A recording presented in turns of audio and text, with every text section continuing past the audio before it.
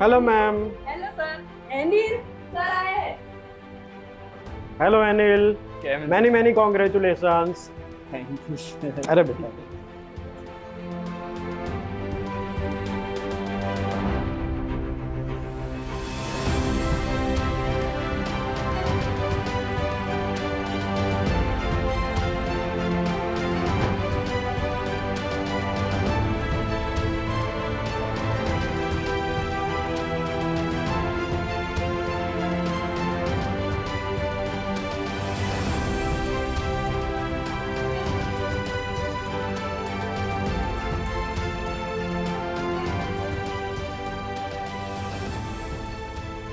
એનિલ શાહ છે આપણી સાથે, જેમના જે મેઇનની અંદર 99.88 પર્સન્ટાઇલ આવ્યા છે અને 1948 AIR એમને મેળવ્યા છે જે મેઇનની અંદર.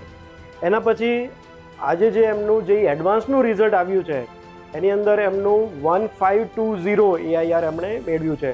તો ખૂબ ખૂબ અભિનંદન. હવે બેટા આપને જે આજે જે રિઝલ્ટ આવ્યું છે એના માટે અમે આપને પૂછીએ છીએ કે કેવું રહ્યું તમારું જે મેઇનની એક્ઝામ આપ્યા પછી તમે કઈ રીતે મહેનત કરી?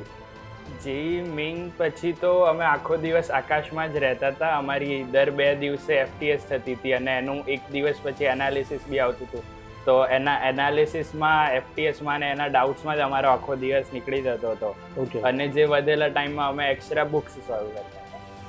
ઓકે, તો જેઈ મેઇનની એક્ઝામ આપ્યા પછી એનું રિઝલ્ટ આવ્યા પછી તમે જેઈ એડવાન્સ માટે કયા કયા ચેલેન્જીસ તમે ફેસ કર્યા અને કેવી રીતે એને ઓવરકમ કર્યું તમે? એમાં મેઇનલી ક્વેશ્ચનનું લેવલ ચેન્જ થાય અને પેટર્ન ચેન્જ થાય.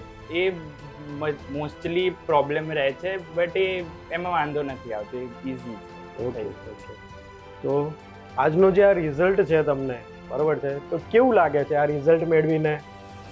હું ઘણો ખુશ છું, બટ સેટિસ્ફાઈડ. તમને આકાશ ઇન્સ્ટિટ્યૂટનો કઈ રીતે સપોર્ટ રહ્યો? ત્યાંનું સ્ટડી મટીરિયલ કે ત્યાંનું એક્ઝામ કે ત્યાંના સબ્જેક્ટ ટીચર્સ વિશે શું કહેવા માંગો છો? મેઇનલી આકાશના FTS અને એનું એનાલિસિસ અને એના ડાઉટ સોલ્વિંગ, મેઇનલી એના કારણે જ આ મેઇનલી જે બાકી મારા 150 આસપાસ જ આવત, જે બટ FTSને એ કર્યા એના લીધે જ મારો રેન્ક આટલો ઉપર આવ્યો. બરાબર છે. તમારું અત્યાર સુધીનું જે અભ્યાસક્રમ રહ્યું, બરાબર છે, કે ધોરણ 12 સુધી તમે અભ્યાસ કર્યો, બરાબર છે, એમાં ઓબ્વિયસલી આપણા ફ્યુચર માટે બી આપણા પેરેન્ટ્સના આશીર્વાદ જરૂરી છે. ઓકે, તો પેરેન્ટ્સ તરફથી આપણને કેવો સપોર્ટ મળ્યો બેટા ઘરે? મારું આમ પેરેન્ટ્સનું આમાં બહુ જ મોટું કોન્ટ્રીબ્યુશન છે. એમને મારા માટે ક્યાંય બહાર જવું કોમ્પ્રોમાઇઝ કર્યું.